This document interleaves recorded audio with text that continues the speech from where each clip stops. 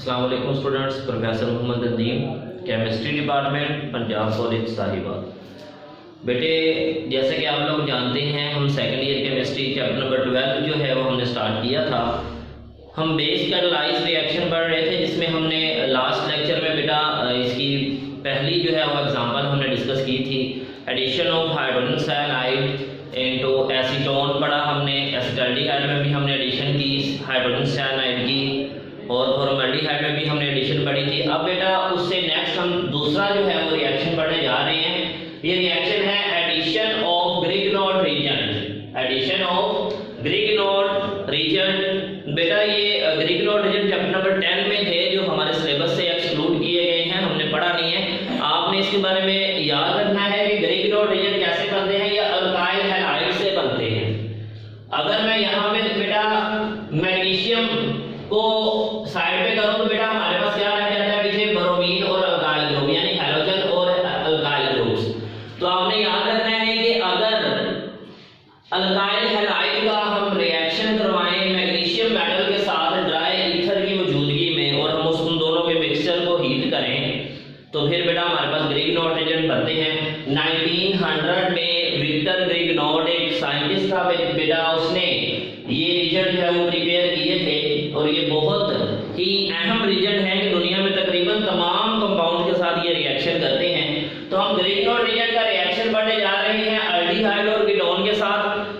तो बेटा एसिटाल्डिहाइड आपके सामने लिखा हुआ है, जिसके साथ ग्रिग्नॉड रीजन जो है वो रिएक्शन करने जा रहा है।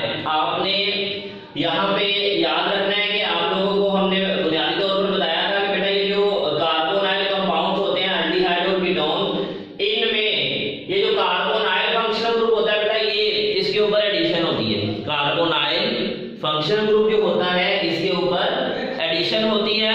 तो यहाँ पे बेटा जब अटैक होगा तो ये जो अल्काइल ग्रुप की कार्बन है जो मैग्नीशियम के साथ अटैच है, ये इलेक्ट्रोनेगेटिव होगी।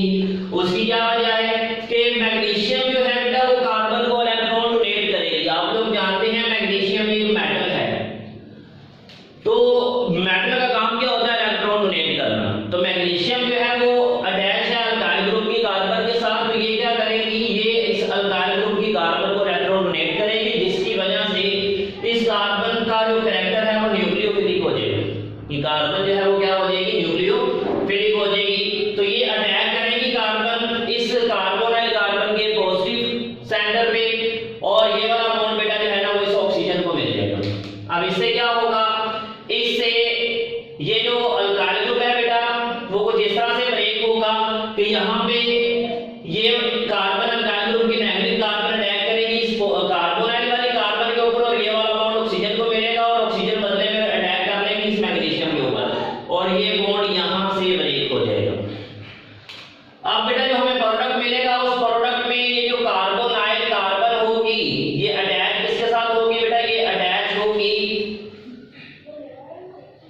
अल्काइल ग्रुप के साथ। इस अल्काइल ग्रुप के साथ ये अटैच हो जाएगी, और इसके साथ जो CH3 और हाइड्रोजन लगे हैं बेटा वो ऐसे ही लगे रहेंगे, और यहाँ पे इसके साथ आ जाएगी O नेगेटिव, और O नेगेटिव के साथ क्या लगा रह जाएगा, MgBr।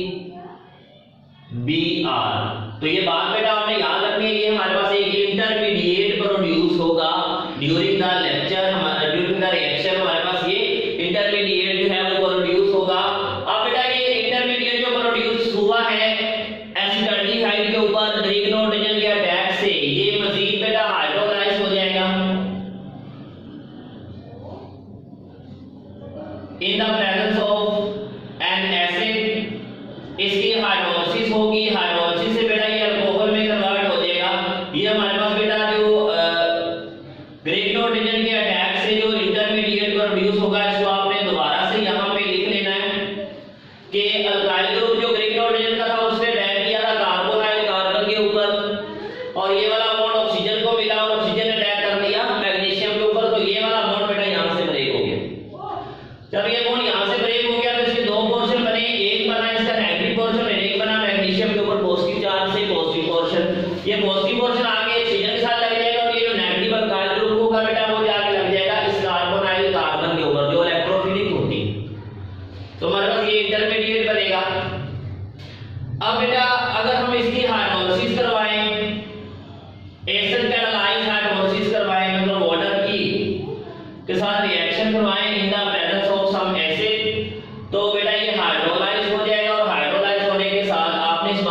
याद रखना है कि जैसे ही इसकी हाइड्रोलिसिस होगी तो इसका ये नेगेटिव पोर्शन जो है ये इस वाटर के पॉजिटिव पोर्शन जो है बेटा वो इस वाटर के नेगेटिव पोर्शन के साथ जुड़ जाएगा और यहाँ पे हमारे पास बाय प्रोडक्ट बनेगी MgBr, उसके साथ पहले ही अटैच है मैग्नीशियम के साथ और यहाँ से आगे इसके साथ OH अटैच हो जाएगा, ठीक है। प्लस हमारे पास बेटा जो प्रोडक्ट प्रोड्यूस होगी उसमें क्या होगा कि ये जो हाइड्रोजन रह जाएंगे बेटा ये जाके उस ऑक्सीजन के साथ लगेगी जिसका बॉन्ड ब्रेक हुआ है और हमारे पास प्रोड्यूस होगा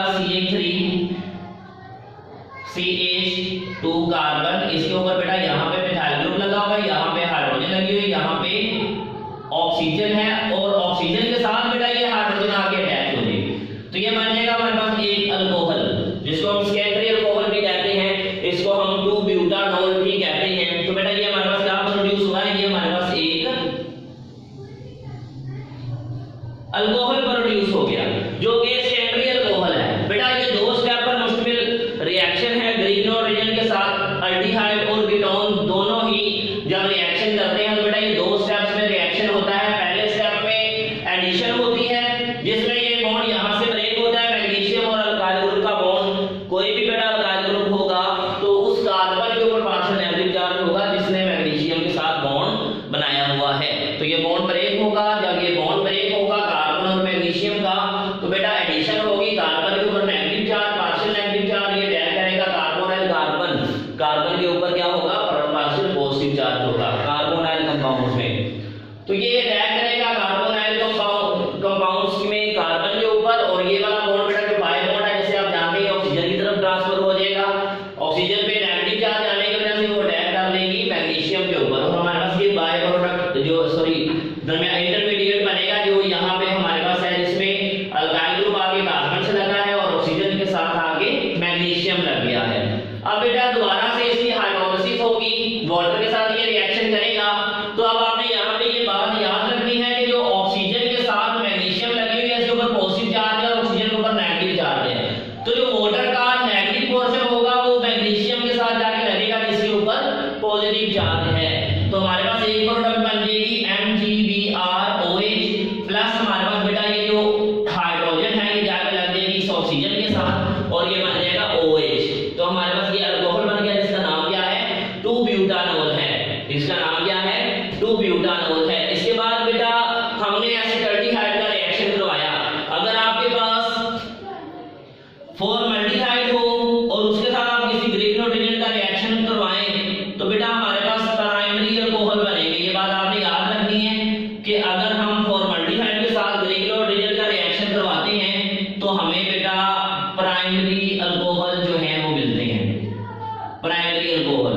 इसी तरह अगर हम किसी भी कीटोन के साथ, यहाँ पे हमने एसीटोन लिखा हुआ है, आपने ये बात याद रखनी है कि अगर हम किसी भी कीटोन के साथ ग्रीगोर रीजन का रिएक्शन करवाएंगे तो बेटा हमें टर्शियरी अल्कोहल जो है ना वो ऐसा प्रोडक्ट मिलेंगे। इस बात को आपने याद रखना है कि अगर हम कीटोन के साथ रिएक्शन करवाते हैं ग्रीगोर रीजन का तो हमें टर्शियरी अल्कोहल मिलेंगे और अगर हम फॉर्मल्डिहाइड के साथ यानी एक कार्बन वाला अल्डिहाइड उसके साथ रिएक्शन करवाएंगे ग्रीगोर रीजन का तो हमें प्राइमरी अल्कोहल मिलेंगे और हमने बेटा एसिटाल्डिहाइड के साथ रिएक्शन करवाया है तो हमें सेकेंडरी अल्कोहल मिला है। इस बात को आपने याद रखना है कि जब हमने एसिटाल्डिहाइड के साथ रिएक्शन करवाया है तो हमें सेकेंडरी अल्कोहल जो है ना वो प्रोड्यूस हुआ हमारे पास कि जिस कार्बन के साथ OH लगा हुआ है वो कार्बन मजीद आगे दो कार्बन से अटैच है तो ये सेकेंडरी अल्कोहल हमारे पास प्रोड्यूस होगा।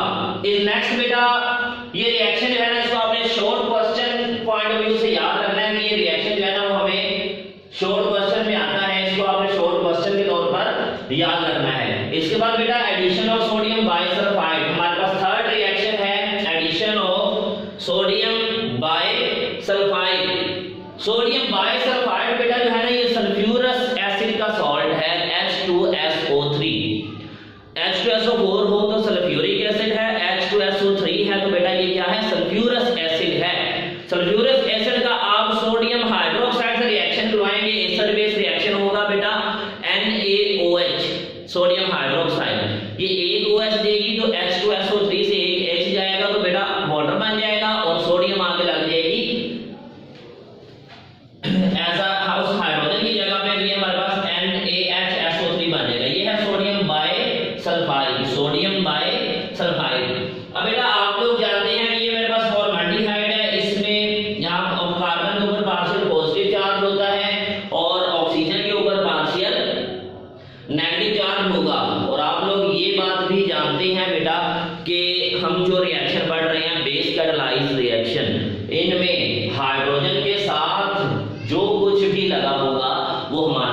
न्यूक्लियोफाइल होगा।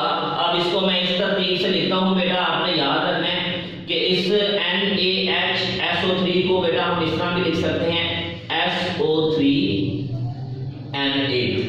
तो यहाँ पे ये हाइड्रोजन जो है ना बेटा ये ऑक्सीजन से अटैच होगी और ये सारा हमारे पास क्या है न्यूक्लियोफाइल, ये जाके इस कार्बन से लग जाएगा और ये डबल बॉन्ड यहाँ से ब्रेक। जैसे हम HNU की या HCN की एडिशन करते थे तो बेटा यहाँ पे इस तरह से एडिशन होगी। ये मेरे पास कार्बन है, इसके साथ यहाँ पे एक हाइड्रोजन अटैच है, यहाँ पे एक हाइड्रोजन अटैच और यहाँ पे इसका बॉन्ड हो जाएगा ऑक्सीजन के साथ, सिंगल बॉन्ड हो जाएगा, ठीक है। और ऑक्सीजन से जाके हाइड्रोजन लग जाएगी और बेटा ये SO3Na जो है ना वो जाके अटैच हो जाएगा इस कार्बन के साथ और ऑक्सीजन के साथ जो कि इसका सिंगल बॉन्ड है उसके साथ जाके हाइड्रोजन लग जाएगी। इस एडिशन को बेटा आपने याद रखना है। इसी तरह अगर हमारे पास एसिडल्डिहाइड है या एसीटोन है तो यहाँ पे बेटा सिर्फ हाइड्रोजन की जगह पे फर्क पड़ेगा, एडिशन सेम तरीके से होगी। एडिशन जो है बेटा वो एक ही तरीके से होगी, बस प्रोडक्ट में फर्क इस वही आएगा जो रिएक्टेंट में फर्क है। अगर यहाँ पे CH3 है तो यहाँ पे CH3 आ जाएगा और यहाँ पे OH आ जाएगा और यहाँ पे SO3Na आ जाएगा। इसी तरह बेटा यहाँ पे हमारे पास जो है ना वो एसीटोन से हम रिएक्शन करवा रहे हैं तो यहाँ पे दोनों साइड पे बेटा CH3 आ जाएगा, यहाँ पे उसी तरह OH आएगा और यहाँ पे SO3Na हमारे पास जो है वो बन जाएगा। तो बेटा प्रोडक्ट में कोई फर्क नहीं आता, सिर्फ उसी चीज का फर्क आएगा जो यहाँ पे हमने अटैच किए थे। हाइड्रोजन होंगे तो हाइड्रोजन एसिड्स आ जाएंगे, मिथाइल ग्रुप है तो मिथाइल एसिड्स आ जाएगा, अगर दोनों साइडों पे मिथाइल ग्रुप है तो वो एसिड्स आ जाएगा। बेटा आपने बात याद रखनी है कि ये दोनों जो कार्बन के बॉन्ड हैं इनका रिएक्शन में कोई फर्क नहीं होता, सिर्फ कार्बोनाइल ग्रुप जो होगा, कार्बोनाइल ग्रुप जो होगा बेटा सिर्फ उसी में एडिशन करनी है आपने। आपको यहाँ पे जो भी लगा होगा मिथाइल मिथाइल लगे हैं वो भी, मिथाइल और हाइड्रोजन है वो भी, अगर दोनों हाइड्रोजन है तो वो भी, वो सारे एसिड्स हमें प्रोडक्ट में मिल जाएंगे। तो ये बेटा आपने इसको याद रखना है, एडिशन ऑफ सोडियम बाइसल्फाइड। अब बेटा हम इसका मैकेनिज्म पढ़ने जा रहे हैं कि ये रिएक्शन जो है ये हुआ कैसे, ये रिएक्शन हुआ कैसे। बेटे मैंने आपको बताया था कि आपने जो बेसिक कैटालाइज रिएक्शन का जो जनरल मैकेनिज्म है उसको आपने याद रखना है। वो 3 स्टेप पर मुश्तमिल है। पहले स्टेप में न्यूक्लियोफाइल प्रोड्यूस होता है, बेस जो है वो कंपाउंड के ऊपर रिएक्टेंट के ऊपर अटैक करती है और न्यूक्लियोफाइल जनरेट करती है। दूसरे स्टेप में बेटा न्यूक्लियोफाइल जो है वो अटैक करता है कार्बोनाइल ग्रुप के ऊपर। तीसरे स्टेप में जो ऑक्सीजन नेगेटिव चार्ज होती है वो प्रोटॉन गेन करती है, उस स्टेप को हम प्रोटोनेशन भी कहते हैं। तो बेटा ये 3 स्टेप पर मुश्तमिल हमने मैकेनिज्म पढ़ा था, यहाँ पे भी वही 3 स्टेप जो है वो आपने अप्लाई करने हैं। बेटा बात आपने याद रखनी है कि ये जो सोडियम बाइसल्फाइड है ये सॉल्ट है, ये क्या है सॉल्ट है सल्फ्यूरस एसिड का। हम इसका एक्वस सॉल्यूशन लेते हैं, हम क्या लेते हैं इसका एक्वस सॉल्यूशन, यानी कि जब हमने सोडियम बाइसल्फाइड को इस्तेमाल करना है तो हमने इसको पानी में डाल देना है, पानी में इसको हल कर देना है। जैसे ही हम इसको वाटर में हल करेंगे बेटा ये सॉल्ट है तो ये क्या हो जाएगा आयोनाइज हो जाएगा। क्या हो जाएगा आयोनाइज हो जाएगा। बेटा इसके स्ट्रक्चर को आपने देखना है कि NaHSO3 की स्ट्रक्चर किस तरह की है। यहाँ पे सल्फर बेटा सेंट्रल एटम है, इसका डबल बॉन्ड इस ऑक्सीजन के साथ है, सिंगल बॉन्ड इस ऑक्सीजन के साथ है और सिंगल बॉन्ड इस ऑक्सीजन के साथ है। अब बेटा ये जो ऑक्सीजन है इसके साथ सोडियम अटैच है और ये जो ऑक्सीजन है ना इसके साथ हाइड्रोजन अटैच है। तो बेटा ये इस तरह से जो है वो